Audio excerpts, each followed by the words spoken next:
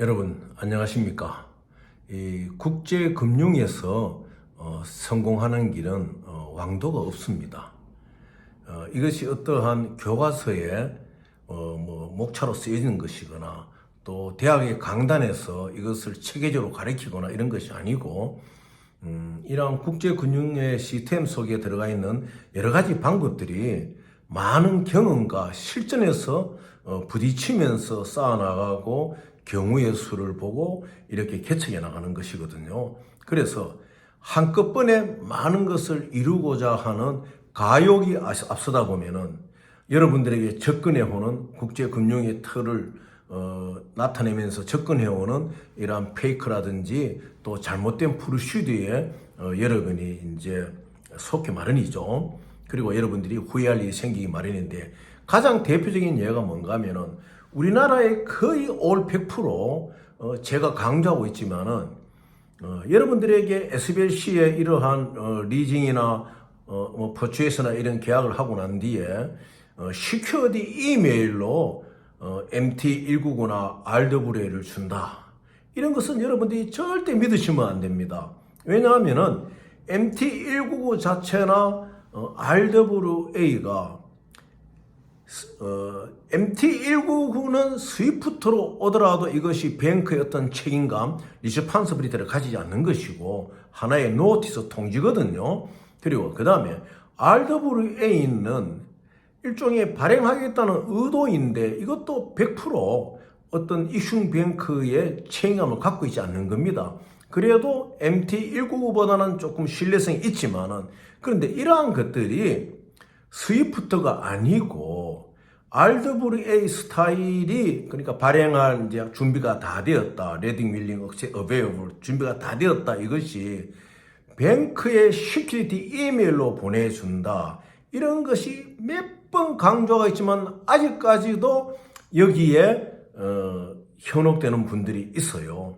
그리고 심지어는 또 어느 은행에서는 이것을 한국에서 인정해 주기로 했다 이렇게 하지만은 절대 인정이 될 수가 없습니다. 왜냐? 모든 것은 스위프트가 움직이지 아니하고서는 뱅크 투 뱅크의 컨포메이션이 안 되는 것이거든요. 그리고 우리나라의 시큐어드 이메일이라는 것은 여러분들 생각해 보십시오. 여러분들 은행에 가가지고 계좌를 두고 뱅크 오피스하고 대화를 나누게 되면은 서로 명함을 교환하게 되지 않습니까? 그리고 여러분이 받게 되는 뱅크 오피셔의 명함에 있는 이메일이에요. 그것은 어떠한 뱅크와 뱅크들이 책임질 수 있는 교신에 대한 책임을 지는 이메일이 아니거든요.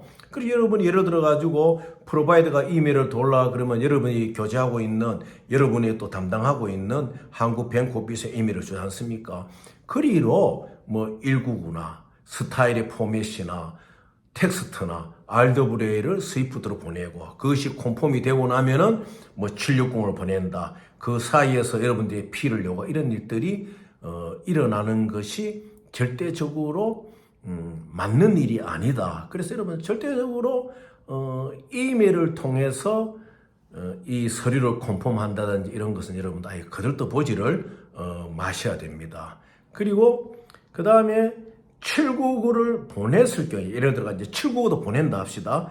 MT799를 보냈을 경우에도 MT799라는 것은 760이 들어간다는 것을 760의 텍스트를 전체적으로 다 제공하지는 않지만은 760을 보내기 위한 하나의 약속이거든요. 그것은 보낸 은행이 다 약속한 은행이 그 799를 다 보내게 됩니다.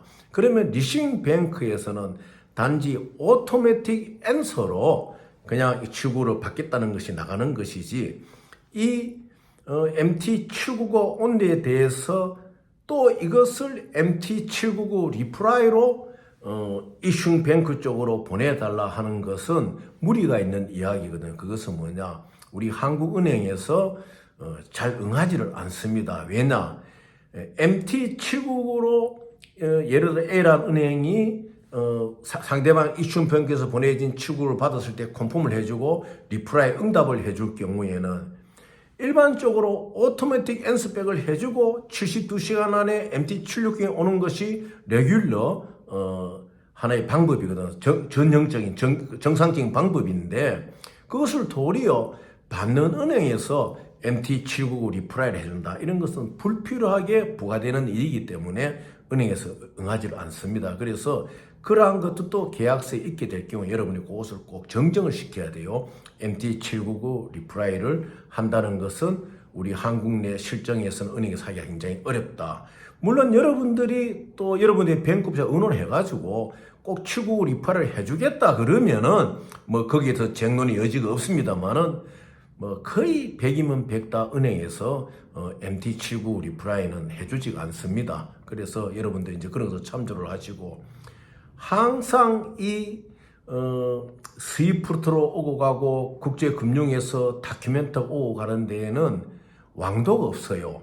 그래서 우선 내가 그 분야에 접하기 위해서 어렵기 때문에 조금 쉬운 부분이 보이면 그리 따라가다 보면은 여러분들께서 자꾸 이제 쳇바퀴만 돌게 되는 것이죠. 그래서 오늘 제가 이제 말씀드리는 이걸 꼭 명심해 주셔야 돼요. 뭐 계약서 사항에 199를 그렇게 이제 프리 메시지로 통보해 주는 것이죠.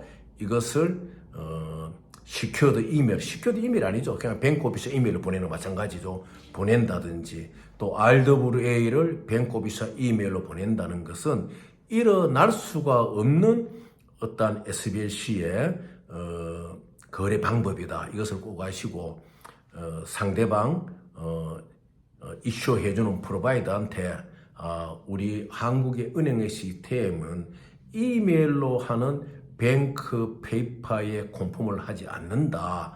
너희들이 MT799를 보내줬을 때에 그에 상응하는 어떤 또 조건을 붙이고 그 다음에 또 760이 오고 이렇게 해서 정상적인 그 SBLC 거래를 이제 하도록 해야 됩니다. PPP도 마찬가지예요. PPP도 뭐 요즘 변형된 형태로 여러분들이 접근을 하는데 PPP의 가장 기본은 이거예요. 여러분이 캐시를 갖고 있으면은 그 캐시로 트레이딩 플랫폼에 인바이팅을 받아가지고 PP를 들어가는 것이고 SBLC를 가지고 있으면 그 SBLC를 가지고 인비테이션을 받아가지고 SBLC가 퍼스레이트 전에 이것이 현금화 되어가지고 트레이딩 플랫폼 결국 마지막으로 들어가는 것은 트레이딩 플랫폼에 들어가서는 캐시거든요. 그래서 뭐 일반적으로 자산 운용사나 여러 군데서 변형된 어떤 PPP를 그것은 그들의 PPP이지 현재 우리 국제금융에서 실제로 인정되는 프라이빗 플레이스먼트 프로그램은 여러분들이 캐시냐 아니면 SBLC를 캐시화해서 들어가느냐 이 가정에는 없는 것입니다. 그래서 잘 이제 이것에 접하지 못하고 이러다 보면은 급한 마음에 뭐 변형된 이것이 여러분들에게 서류를 하기나 이러기에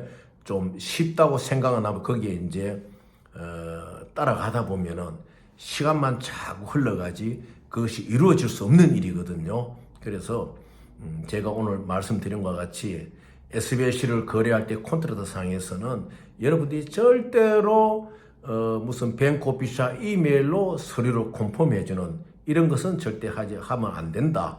오직 스위프트. 그러면 여러분들에게 우리나라에 지금 많잖아요. 뭐 여러 가지 형태로 여러분들이 접해오잖아요. PPP라 그러면서 뭐 그거는 뭐 자산운용사나 다른 어떤 캐피탈에서 만들 수 있는 또 파이낸싱 컴퍼니에서 만든 PPP죠. 그렇지만 기본은 뭐냐? PPP에 들어가는 길은 여러분의 캐시로 들어가느냐 아니면 여러분이 갖고 있는 SBLC를 하나의 캐치화해서 들어가느냐 요것이지 여러분이 바란 시트를 가지고 POF를 가지고 이것을 모집하는 파이낸싱 컴퍼니에 줘가지고 이것이 프로그램에 들어간다. 이건 절대 아닌 것입니다. 여러분이 모집하는 그 파이낸싱 컴퍼니에 주는 여러분의 바란 시트하고 POF는 오직 그 회사가 여러분들의 위임장을 받아가 그 회사 이름으로 하나의 캐시 그 어마운트를 만들어서 들어가는 거죠. 근데 그런 과정에서 실패하기 때문에 여러분들의 시작했던 일들이 늦어지고 이제 실패로 돌아오지요. 그렇지만 그런 회사에 그걸 오픈 안 하죠.